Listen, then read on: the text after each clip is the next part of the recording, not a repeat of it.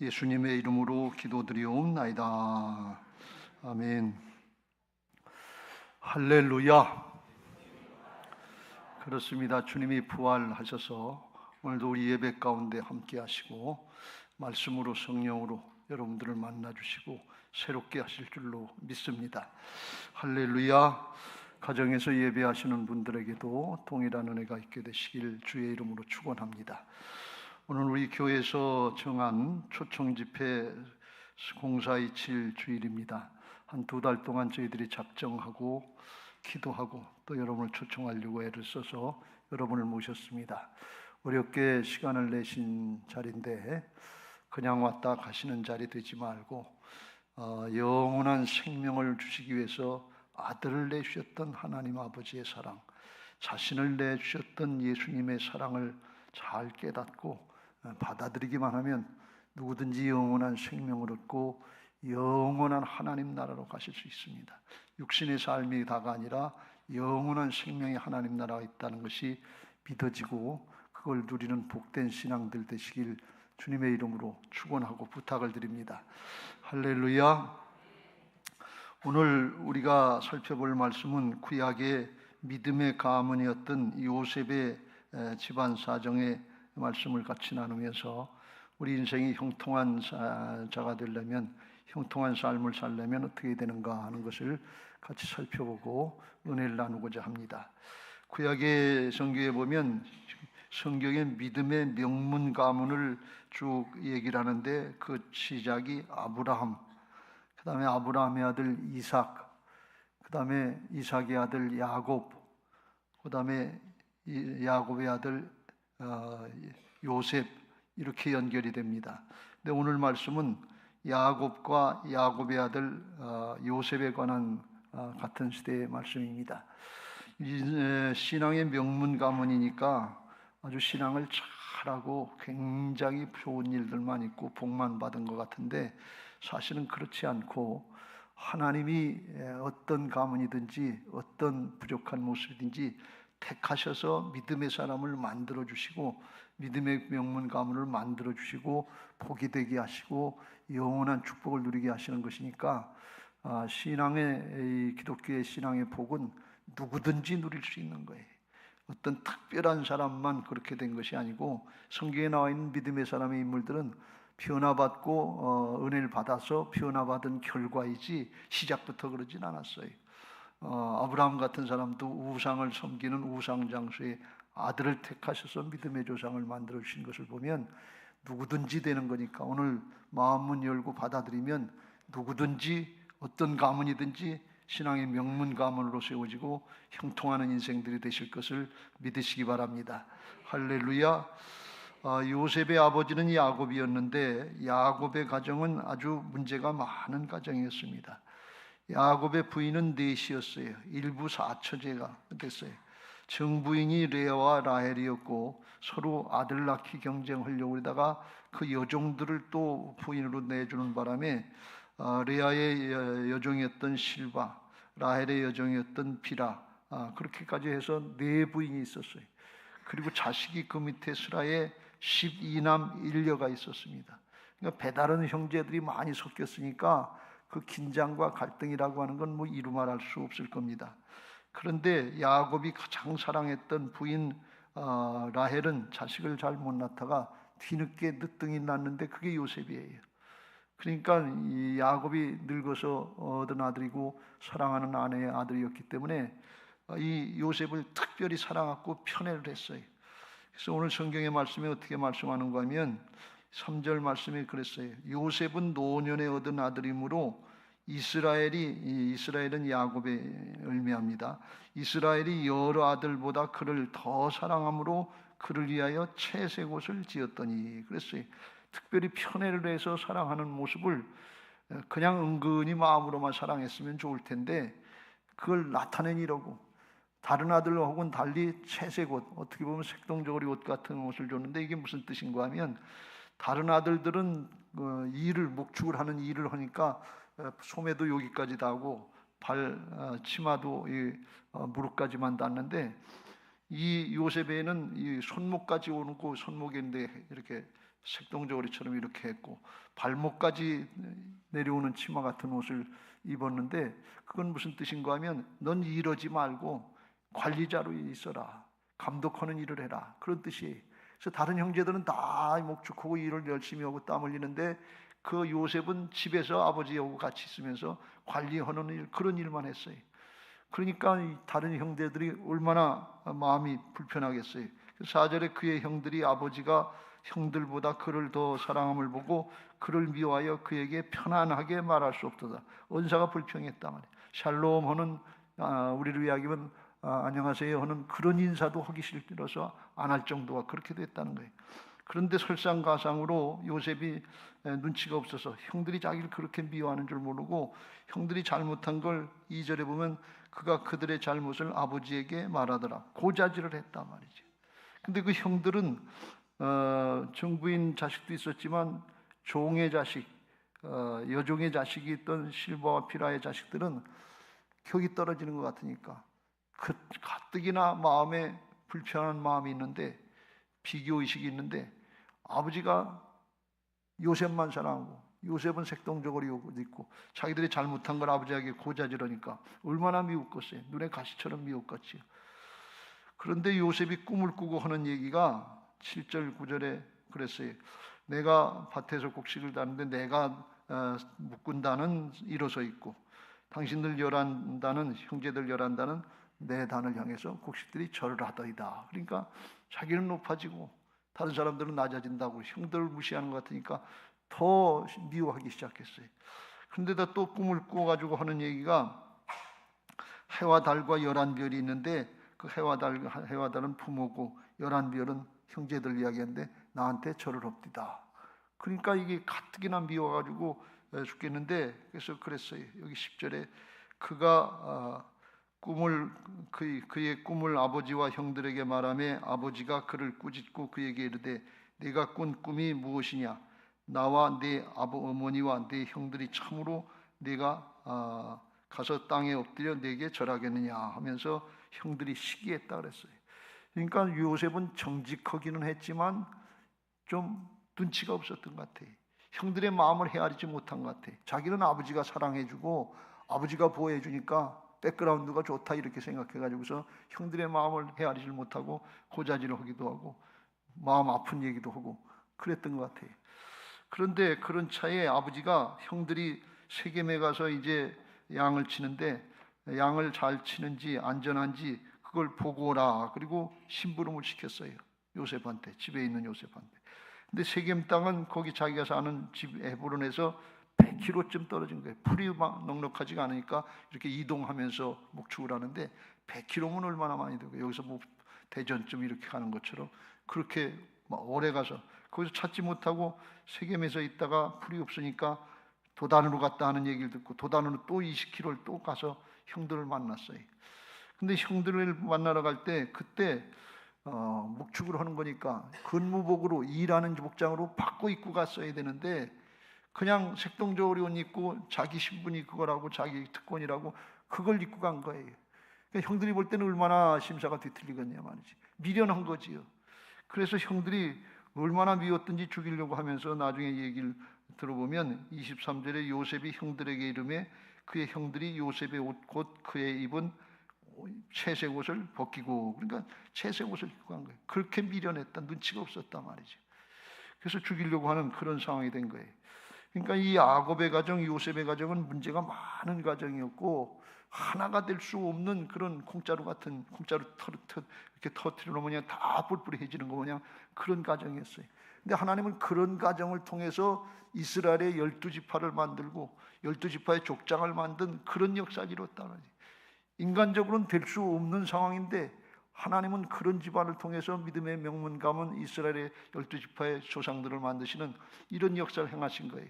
그건 뭘 말씀하는가 하면 오늘날 누구든지 어떤 가정이든지 다 될 수 있다는 거예요. 이게 복음의 뜻인 것을 믿으시기 바랍니다.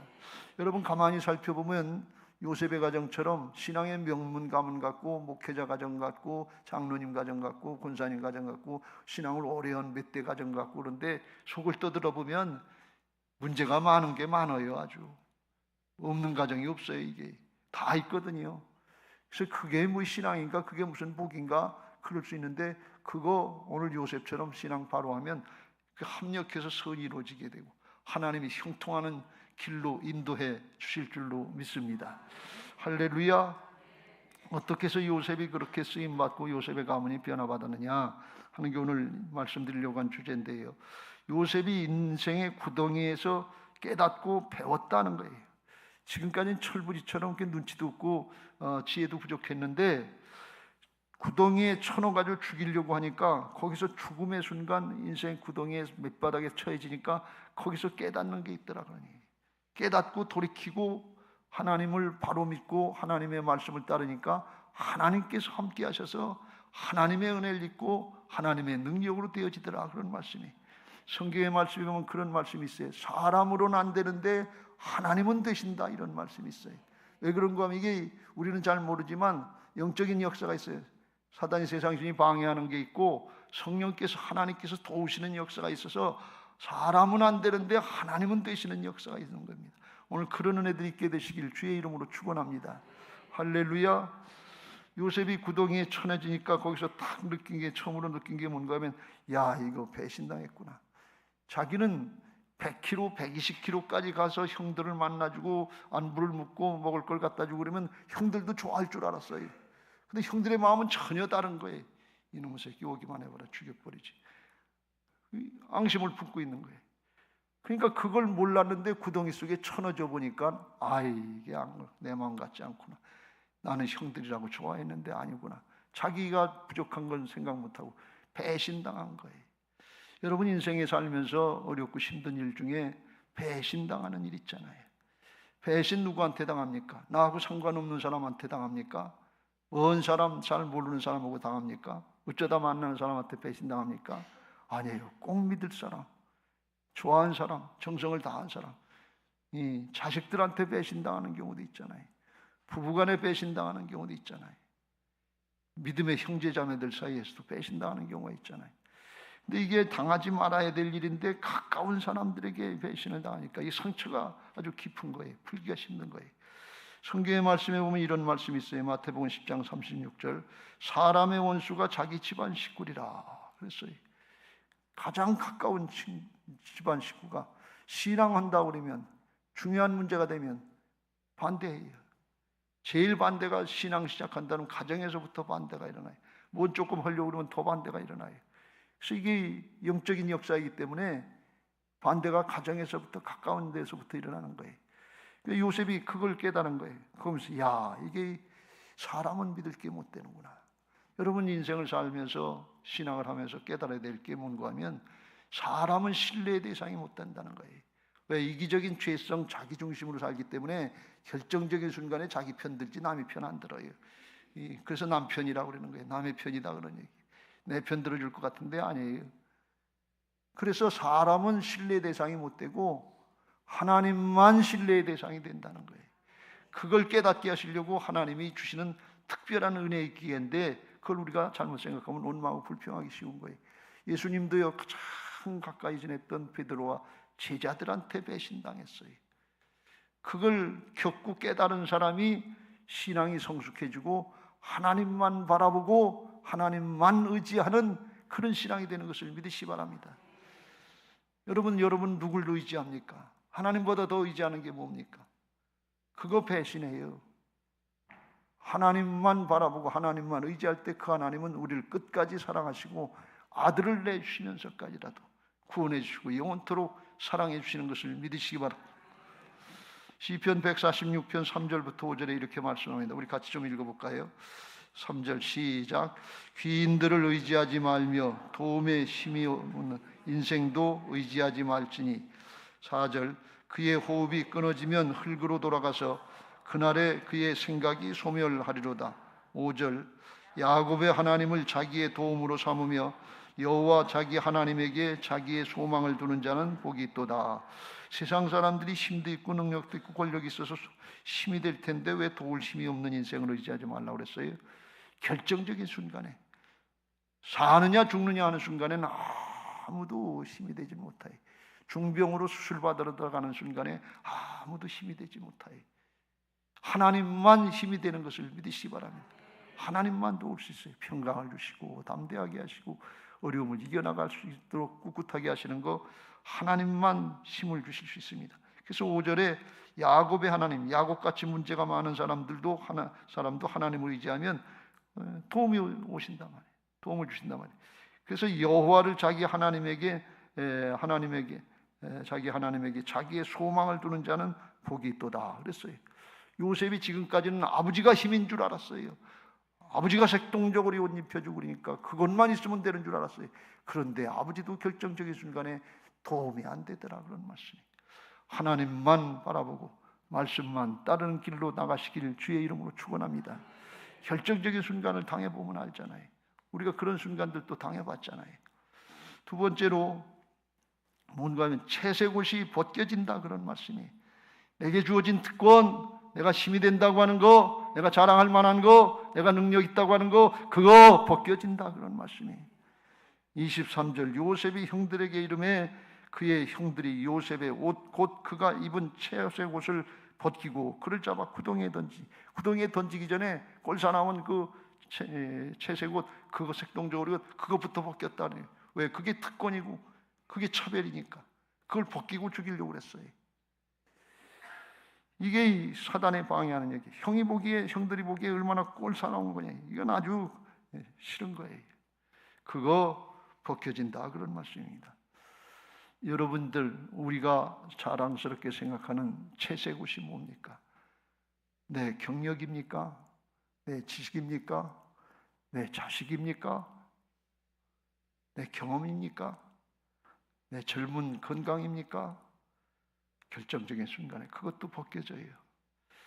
하나님만 바라보게 하시는 것을 믿으시기 바랍니다. 베드로전서 1장 24절 25절의 인생의 진리를 이렇게 우리에게 깨우쳐주고 있습니다. 같이 읽겠습니다. 시작. 그러므로 모든 육체는 풀과 같고 그 모든 영광은 풀의 꽃과 같으니 풀은 마르고 꽃은 떨어지되. 제가 이 말씀을 참 좋아해요. 풀은 마르고 꽃은 떨어진다. 인생 잠깐 가잖아요. 저도 6학년 중간을 넘어섰는데 잠깐 지나간 풀은 마르고 꽃은 떨어진다. 아닌 사람이 있겠어요? 성경에 나온 솔로몬 왕에는 부귀영화 권세 다 누렸는데 나중에 보니까 헛되고 다 지나가는 것이다. 바람 잡는 것이다. 바람이 손에 잡힙니까? 잡히는 것 같은데 다 빠져나갔어요. 자식이 손에 잡힙니까? 빠져나갑니다. 거의 잡히는 게 없어요. 돈이 손에 잡힙니까? 돈은 돌고 돌아요. 잡히는 게 없어요. 그래서 그런 건 풀은 마르고 꽃은 떨어지는데 25절 같이 읽겠습니다. 시작. 오직 주의 말씀은 세세토록 있도다 하였으니 너희에게 전한 복음이 곧 이 말씀이라. 오늘 복음의 말씀을 듣고 성령을 받고 생명을 얻으면 영원토록 함께 하시는 생명의 축복을 누리게 될 줄로 믿습니다. 할렐루야. 그래서 고린도후서 4장 16절부터 18절에 사도 바울이 그걸 깨닫고 세상의 걸 내려놓고 하늘의 것 영원한 걸 붙잡는다. 그걸 바라본다. 이렇게 고백을 합니다. 그러므로 우리가 낙심하지 아니하노니 우리의 겉사람 예수님 믿기 전에 내가 주인 노릇했던 겉사람 육신의 사람은 낡아지나 우리의 속사람은 날로 새로워진다. 예수님 믿고 거듭난 영의 사람 속사람은 날로 새로워지도다. 우리가 잠시 받는 세상의 환난에 경한 것 잠깐 지나가는 거 이거 큰 것 같은데 경한 것 지극히 크고 영원한 영광에 중한 것을 우리에게 이르게 하느니 세상의 걸 통해서 허전하니까 지나면 허무하니까 영원한 걸 바라보고 작은 게 아니라 큰 걸 바라볼 수 있도록 하나님 나라를 열어주시는 것을 믿으시기 바랍니다. 뭘로 열어주냐? 말씀으로 열어주신다 말이에요. 복음으로 열어주시는 게 주님을 마음에 받아들이고 말씀을 받아들이면 우리 심령에 죽었던 영이 살아나서 영적인 역사가 일어나서 열려지는 영역이 있어요. 그냥 믿어져요. 그냥 이해가 돼요. 그냥 깨달아져요. 어떤 분들은 오셔서 말 좀 듣자마자 앉자마자 그냥 이유도 뜻도 없이 눈물이 나요. 그냥 왜? 성령이 감동하시기 때문에 그래요. 네. 그런 영적인 역사들이 있어요. 그래서 18절 우리가 주목하는 것은 보이는 것이 아니요 보이지 않는 것이니 보이는 것은 잠깐이요 보이지 않는 것은 영원함이로다. 영원한 걸 인생에게는 영혼을 주셔서 영생을 사모하게 하나님이 그렇게 만드셨다고 그랬어요. 그래서 세상에 거 좋은 것 같은데 신생이 지나고 보면 허전해요, 허무해요. 조금만 더, 조금만 더, 돈 조금 더, 명예 조금 더, 권력 조금 더, 쾌락 조금 더. 그다 인생 다 그냥 지나가는 거예요. 영원한 것이 열려지게 되시길 주의 이름으로 축원합니다. 채색 옷은 벗겨지는 것입니다. 그리고 이제 또 뭘 깨달는 거 하면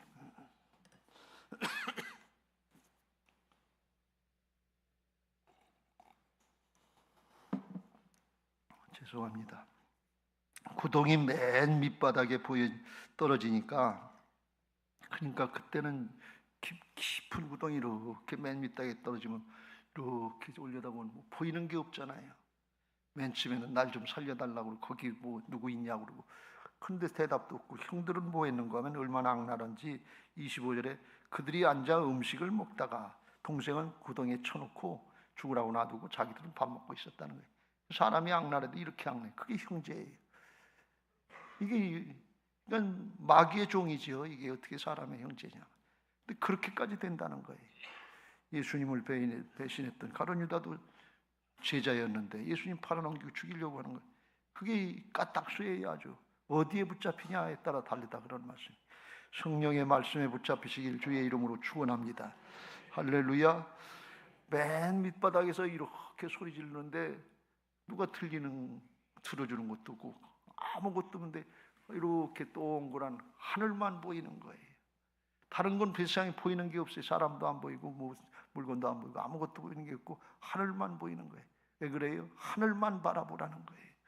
하나님만 바라보라는 거예요. 구덩이에 빠져보니까 안 알게 되더란 말이에요.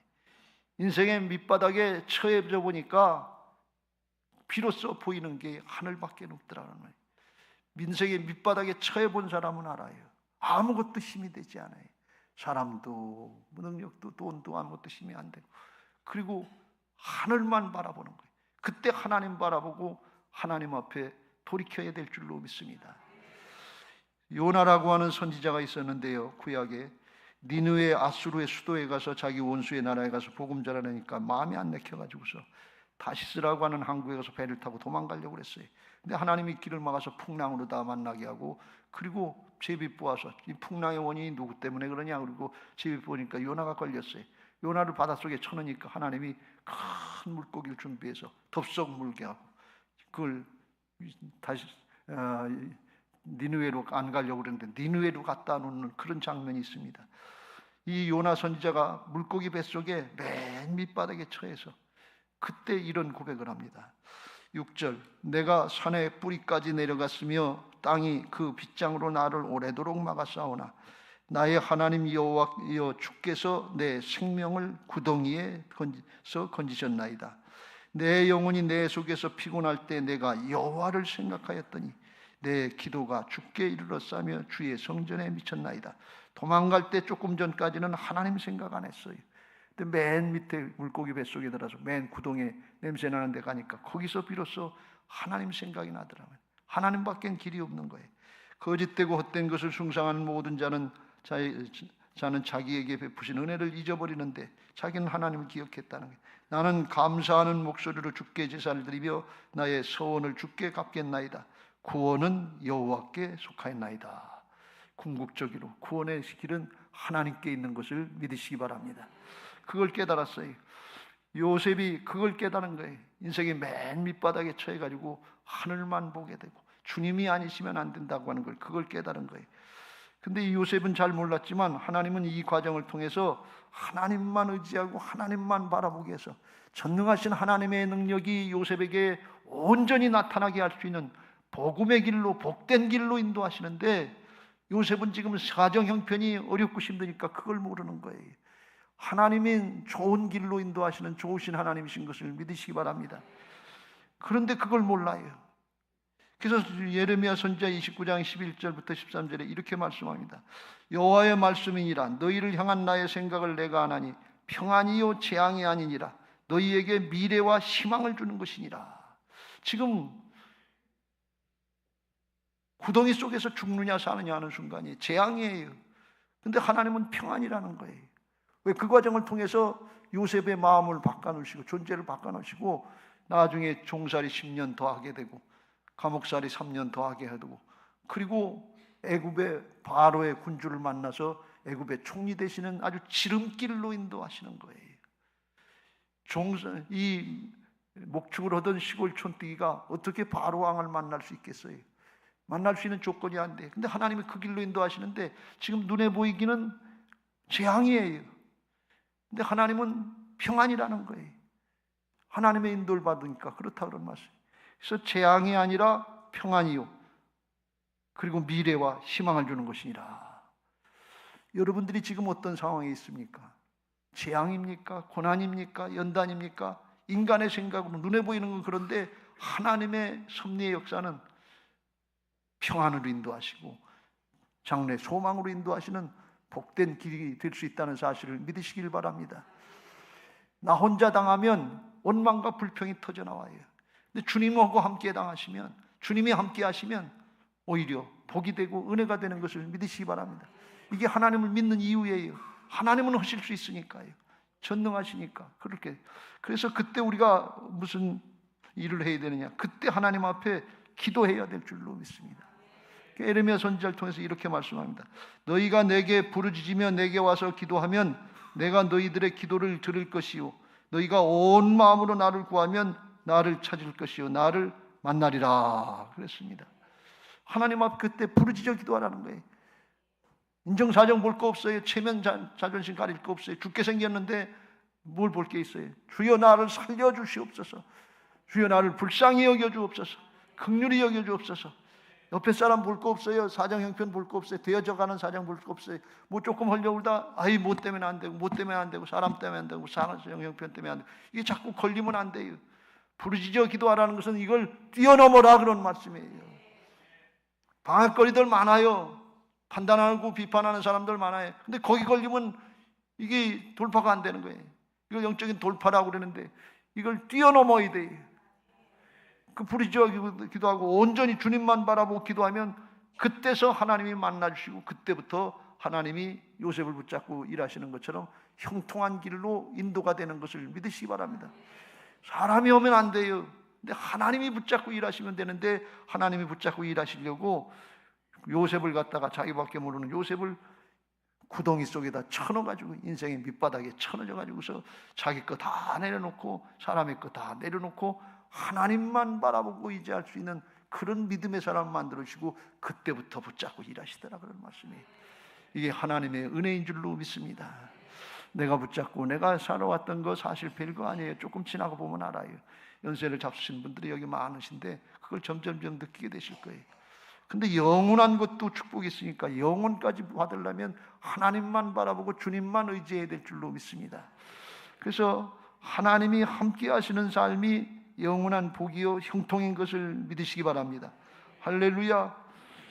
요셉이 구덩이에 빠졌다가 유다의 형의 마음을 하나님이 바꿔주셔서 죽이려고 그러다가 이스마엘 사람들, 대상들, 장사하는 사람들에게 은전히 20냥에 팔았어요. 그래가지고 보디발 장군의 집에 노예로 팔려가서 20년 동안 노예생활, 10년 동안 노예생활을 하는데, 그때 하나님이 요셉과 함께 하셔서 이런 은혜가 있었다. 이렇게 창세기 39장 2절 5절에 이렇게 말씀합니다.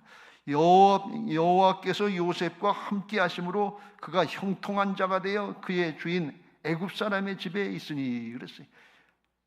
하나님이 함께 하셔서 형통한 자가 됐다는 거예요. 형통한다고 하는 것은 하나님의 뜻대로 되는 게 형통이고 하나님이 함께 하시는 게 형통인 것을 믿으시기 바랍니다. 세상에서 형통하고 잘 되고 부귀영화 다 누린 것 같은데 영원한 하나님 나라 차원에서 보면 지옥으로 갔다 그러면 그건 형통이 아니에요. 저주지. 그래서 하나님의 뜻대로 되고 하나님이 함께 하시는 삶이 형통한 사람인 것을 믿으시기 바랍니다. 요셉과 함께 하심으로 형통한 자가 되어 그랬어요. 형통해서 문제 하나 해결받았다는 그런 얘기가 아니고 사람이 복 있는 사람이 됐다는 거예요. 형통한 사람이 됐다는 거예요. 가는 곳마다 하나님이 함께 하셔서 복의 근원이 되게 하시는 거예요. 복덩어리가 됐다는 거예요. 복을 쫓아다니는 게 아니라 복이 쫓아오는 사람이 됐다는 거예요. 이걸 복덩어리라고 그러잖아요. 그런 은혜가 있게 되시길 주의 이름으로 축원합니다. 왜 그러냐? 하나님이 함께 하시니까 그렇다 그런 말씀. 그러니까 하나님이 함께 하시는 자, 하나님만 바라보고 의지하려고 하는 요게 중요하다 그런 말씀이. 근데 그거는 그냥 되지 않고 인생의 밑바닥 같은 구덩이 같은 데서 거기서 하나님을 사모하고 하나님께로 방향을 돌린 사람에게 주시는 특별한 은혜인 것을 믿으시기 바랍니다. 자기가 잘 나갈 때는요, 잘 될 때는 자기가 잘한 줄 알고 자기의 일을 주장하고 자기 자랑하고 뻗대고 고개 안 숙이고 신앙하려 안 하려고 그래요. 여기 그런 말씀 드리면 안 되지만 신앙하는 사람들 중에서 인생의 밑바닥을 경험했기 때문에 주님을 믿지 않으면 안 되겠다, 하나님이 아니시면 안 된다, 이것 때문에 예수님 잘 믿고 복받은 사람들도 많아요. 그거 원망하고 불평할 게 아니라 그때 종살이 하는데 10년 동안 종살이 하는데 하나님은 형통한 자가 됐다는 거예요. 눈에 보이면 종살이에요. 꼼짝 못하고 소유물처럼 취급받는데 근데 하나님은 형통한 자라는 거예요. 여러분 이 개념을 잘 이해하시길 주의 이름으로 축원합니다.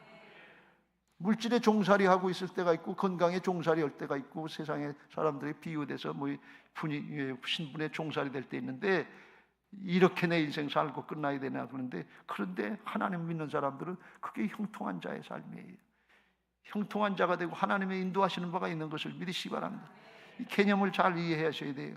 그래서 5절에 어떤 일이 있었는가 하면 그가 요셉에게 자기의 집과 보디발 장군이 자기의 집과 그의 모든 소유물을 주관하게 한 때부터 여호와께서 요셉을 위하여 그 애굽 사람의 집에 복을 내리심으로 여호와의 복이 그 집과 밭에 있는 모든 소유에 미친지라. 요셉이 복덩어리가 되니까 그 집이 다 복을 받더라 그런 말씀이. 믿는 사람들이 똑바로 신앙하면 직장에 가면 그 직장이 복을 받아요. 옆에 사람도 복을 받아요. 집안이 복을 받아요. 주 예수를 믿으라 그리하면 너와 내 집이 구원을 받으리라. 이게 복의 근원이 되는 거예요. 자기만 복 받는 게 아니에요. 복이 흘러넘쳐요 주변 사람들에게. 이게 복의 근원이 되는 거예요. 이렇게 종살이를 잘 했는데 보디발 장군의 아내, 젊은 아내가 요셉을 보고서 유혹을 하는 거예요. 동침하자고, 하룻밤 같이 자자고. 근데 그걸 어떻게 할 수 있겠어요? 하나님 앞에 이 큰 죄악을 어떻게 범할 수 있습니까? 하고 뿌리치고 그래도 자꾸 달라붙는 거예요. 그러니까 옷을 붙잡고 달라붙으니까 겉옷을 벗어놓고 도망갔어요. 그랬더니 핑계대기를 나를 강간하려고 그랬는데 내가 소리 지르니까 옷을 벗어놓고 도망갔다. 그래서 강간 미수범으로다가 오해를 받고 감옥에 갔어요. 감옥에 갔는데 하나님은 이렇게 말씀합니다. 창세기 39장 20절 21절에 이에 요셉의 주인이 그를 잡아 옥에 가두니 그 옥은 왕의 제수를 가두는 곳이었더라. 요셉이 옥에 갇혔으나 여호와께서 요셉과 함께 하시고 그에게 인자를 더하사 간수장의 은혜를 받게 하시매 감옥에 가서도 하나님이 함께 하시는 형통한 자가 되더라고요 말씀입니다. 이건 감옥은 꼼짝 못하는 데예요. 갇혀있는 데예요. 그런데 하나님은 형통한 자라는 거예요. 그리고 조금 있어 보면 알아요. 하나님 풀어주시고 역사하시는 역사가 있더라고요. 이게 하나님의 형통인 것을 믿으시기 바랍니다. 내가 이루어지는 게 없는데 아무것도 되는 노릇도 없는 것 같은데 아니에요. 내가 먼저 하나님과 함께하고 있는지 하나님 앞에 바른 신앙하고 있는지 세상하고 양다리 걸치고 적당히 내 방법을 하려고 하는지 그것부터 점검하시길 주의 이름으로 축원합니다. 예수님은 이렇게 말씀하십니다. 너희는 먼저 그의 나라와 그의 일을 구하라. 그리하면 모든 것을 너희에게 더하시리라. 하나님하고 관계를 잘해라 그런 말씀이에요. 아주 쉬운 말씀 드리면 예배생활 끊어졌으면 예배생활하고 기도생활 끊어졌으면 겸손히 기도하고 하나님의 말씀을 안 따르면 하나님의 말씀을 따르고 지키는 그 길로 가라 그런 말씀이에요. 그것부터 해놓고 하나님의 은혜를 받아야지. 그건 안 하고 복 주시면 하겠습니다. 그런데 하나님이 한두 번 속아보셨어야지. 그렇게 하면 세상으로 가고 그렇게 하면 세상으로 가고 자기 마음대로니까 그렇게 안 해. 왜? 지옥 가까워서 그렇게 안 해주는 거예요. 하나님 앞에 가정적으로 형통하기 전에 개인적으로 먼저 형통하는 은혜가 있는 것을 믿으시기 바랍니다. 그리고 이제 가정적으로도 형통하게 하시는 은혜가 있습니다. 제일 힘든 게 가정적으로 형통하는 거예요. 가정적으로 부모 자식 간에 부부 간에 형제 자매 간에 맥힌 것들이 너무 많잖아요. 그거 뚫어져야 될 줄로 믿습니다. 근데 응어리진 거 이거 뚫어지지 않게 돼요. 근데 하나님이 역사하시면 그게 사람이 바뀌어져서 되게 하시는 거예요. 은혜로 되는 거예요. 그 은혜지요. 은혜는 그냥 내 노력으로 된 걸 은혜라고 그러지 않고 하나님의 정말 은혜로 된 하나님의 베푸시는 선행으로다 호의로다가 되는 게 은혜라고 그러는데, 이게 요셉이 나중에 그걸 깨달아요.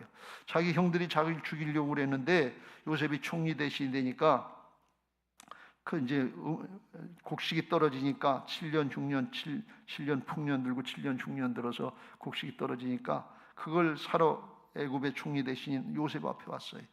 요셉이 형들을 보니까 알겠는 거예요. 그래서 45장 4절에 그랬어요. 요셉이 형들에게 이르되 내게로 가까이 오소서.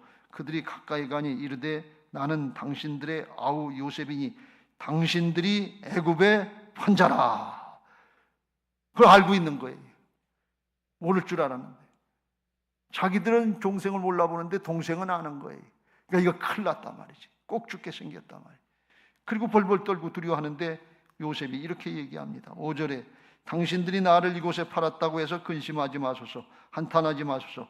하나님이 생명을 구원하시려고 나를 당신들보다 먼저 보내셨나이다.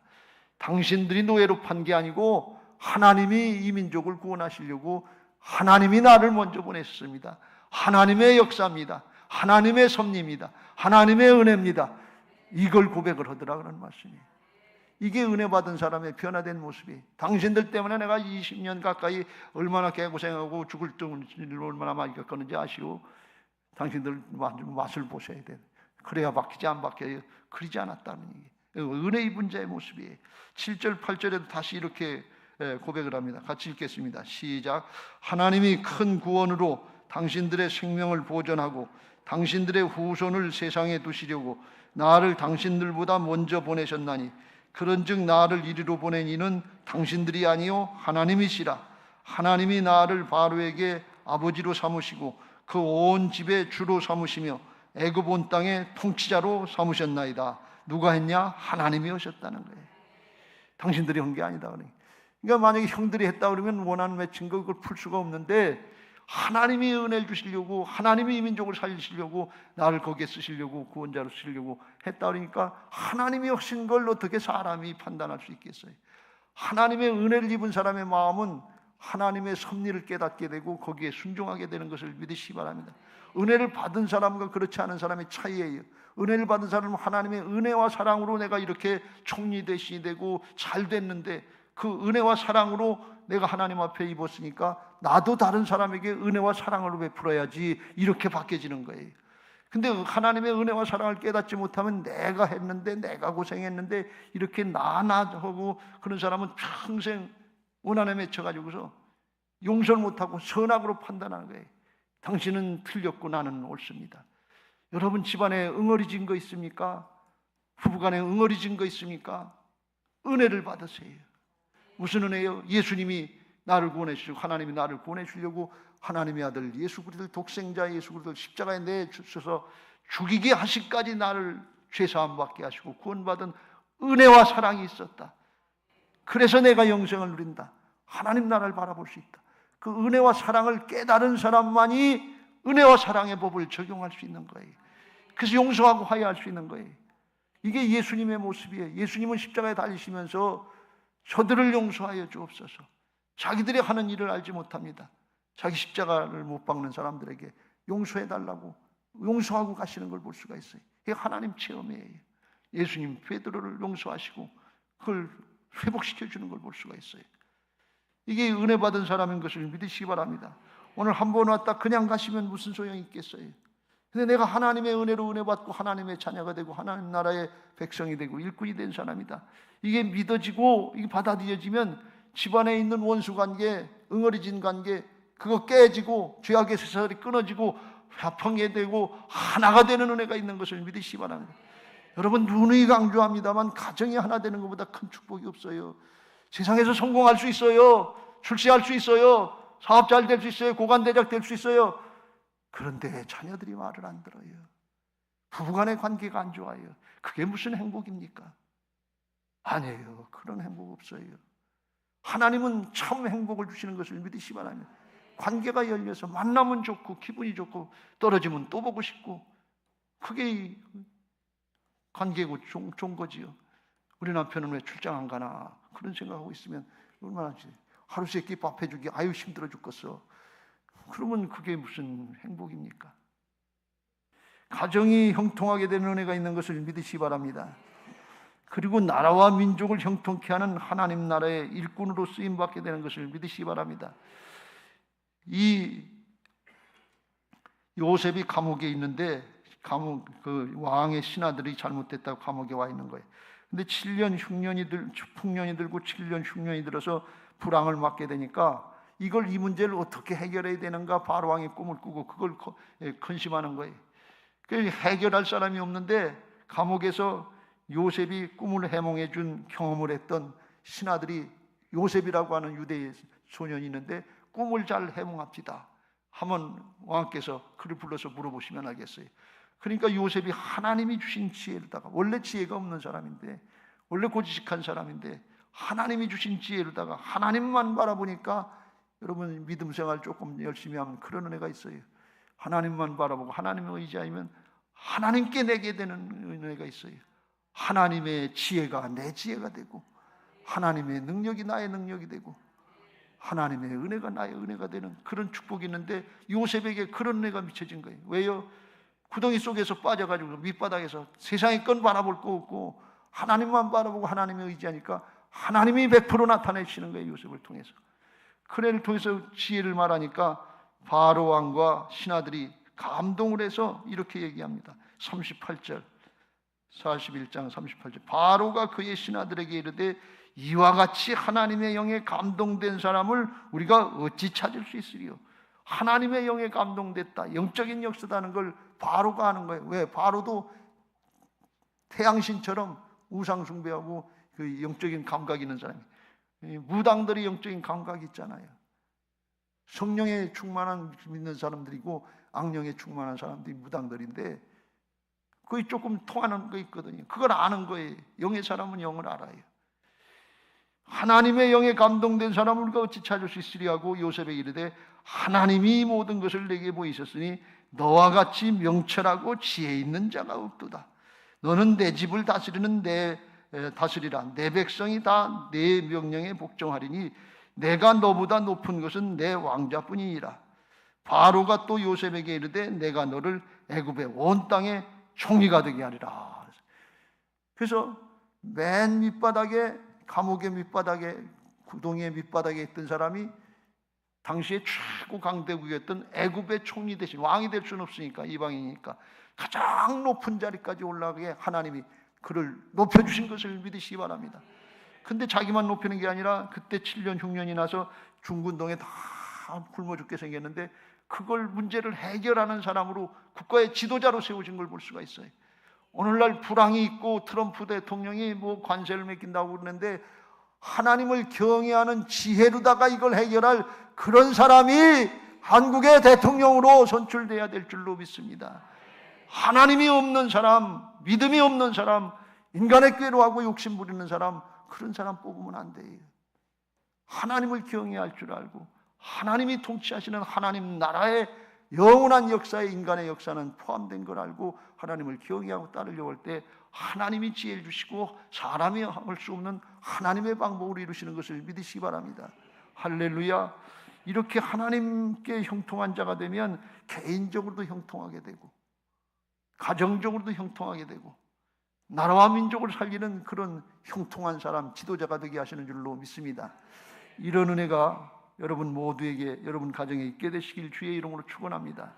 말씀을 중심으로 받아들이고 하나님은 진리시기 때문에 그냥 다리 걸치는 것처럼 긴가민가 판단하고 그냥 가시지 말고 진리로 받아들이세요. 어차피 한 번 왔다 한 번 가는 인생이고 어차피 죽는 인생인데 기왕이면 잘 살아보세요. 기왕이면 복받는 길로 가세요. 지금까지 겪어봤잖아요. 어떤 게 되는 길인지 어떤 게 안 되는 길인지 어떤 게 진리인지 어떤 게 아닌지 겪어봤잖아요. 더 이상 고집할 필요가 뭐 있어요. 이제는 늦추지 마시고 하나님께로 돌이키고 말씀으로 돌이키면 하나님이 하시는 역사를 요셉에게 하신 것처럼 그렇게 보여주실 줄로 믿습니다. 초청의 말씀을 드립니다. 주님이 이렇게 죄악에 막혀있는 우리들에게 이렇게 말씀하십니다. 마태복음 11장 28절부터 30절 수고하고 무거운 짐진 자들아 다 내게로 오라 내가 너희를 쉬게 하리라. 수고하고 무거운 짐이 죄악의 짐이에요. 죄악 때문에 하나님과 우리 사이에 관계가 막히고 공급의 통로, 축복의 통로가 막혀 있어요. 그거 예수님께로 나오고 예수님 믿으면 죄악이 사함받고 막혔던 담이 헐어지고 축복의 통로가 열려지게 되는 것을 믿으시기 바랍니다. 형통의 길이 열려지는 거예요. 그걸 하셨어요. 너는 난 마음이 온유하고 겸손하니 나의 멍에를 메고 내게 배우라. 그리하면 너희 마음이 쉼을 얻으리니 이는 내 멍에는 쉽고 내 짐은 가벼움이라. 온유하고 겸손해서 하나님만 바라보고 주님이 오셨던 것처럼 그렇게 주님의 모범을 따라라. 그런 말씀이 십자가를 지는 마음으로 내 자신을 내려놓고 순종하면 가장 밑바닥에 있던 예수님 십자가 하늘 보좌를 내리시고 보좌를 내리고 오셔서 죽기까지 순종하셨던 예수님인데 조롱받고 멸시받고 십자가에 대신 죽으셨는데 그런데 하나님이 부활하셔서 세상 모든 존재들 또 하늘에 있는 것과 땅에 있는 것과 땅 아래에 있는 것들로 다 예수님의 무릎 앞에 부활하신 생명의 주님 앞에 무릎 꿇게 하셨다 그랬어요. 다 엎드리게 돼 있어요. 생명의 주님 앞에, 부활의 주님 앞에 죽음의 세력에 놓인 자들이 어떻게 큰 소리 칠 수 있겠어요? 큰 소리 뻥뻥 치다가 두고 암이요, 췌장암이요, 3개월이요 그러면 기가 팍 죽어요. 죽음의 세력 앞에 다 종노릇해요. 그런데 부활하신 주님, 생명의 주님, 영원한 하나님 나라의 주인 되신 주님의 생명의 말씀 앞에 다 무릎 꿇는데 예수님 믿고 받아들인 사람들, 그 사람들은 소망이 넘치고 재앙이 아니라 평안이요 하나님 앞에 장래한 희망이 되는 것을 믿으시기 바랍니다. 그래서 그걸 말씀하십니다. 요한복음 1장 12절 같이 읽겠습니다. 시작. 영접하는 자 곧 그 이름을 믿는 자들에게는 하나님의 자녀가 되는 권세를 주셨으니 영접은 그냥 받아들이기만 하면 된다는 거예요. 믿어져야지 눈에 안 보이는 게 어떻게 믿어져. 그렇게 걱정하실 거 없어요. 그건 다 장차 이루어질 일이고 그냥 오늘 복음이 그렇다니까 요셉이 그렇게 됐다니까 그냥 받아들이세요. 내게도 그 은혜를 주옵소서. 하나님 나도 사모합니다. 말씀대로 믿어지게 하시고 따라가게 하여 주옵소서.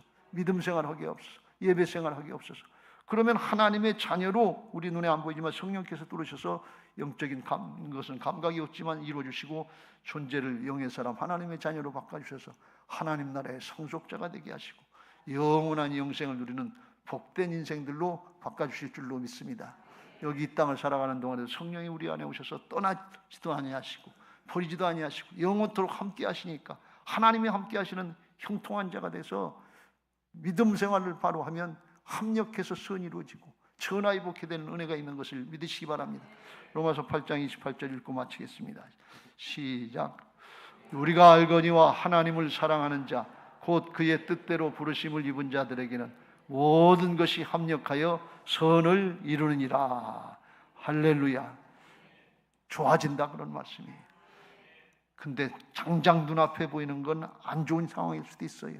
감옥 같은 상황일 수도 있고 종로로 터는 상황일 수도 있는데 나중에 결국을 보면 하나님 나라고 천국이고 생명이고 영원한 축복으로 바뀌어지는 은혜가 있는 것을 믿으시기 바랍니다. 그런 은혜가 있게 되시길 바라고 그렇게 되게 해달라고 우리 찬양하시고 기도하면서 잠깐 기도하겠습니다. 주만 바라볼지라 주님만 바라보게 해달라고 말씀만 의지하게 해달라고 찬양하겠습니다. 우리 목사님들 앞으로 나오시고요.